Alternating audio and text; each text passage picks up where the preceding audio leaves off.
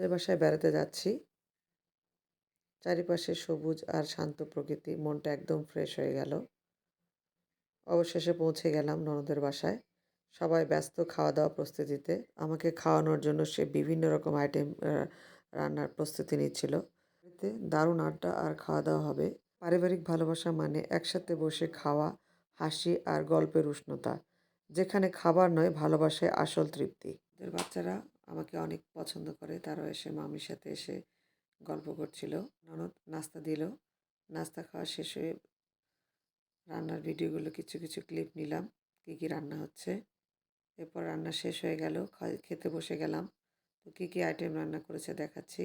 যা সবজি, রোস্ট, সালাদ, গরুর মাংস, ডিম ভুনা, সাদা ভাতও ছিল, সাথে মুগ ডাল ঘাঁটি ছিল এবং স্পেশাল ছিল হচ্ছে দই। এবারই ছিল দারুণ মজা, আর একসাথে খাওয়া মানেই অন্যরকম আনন্দ।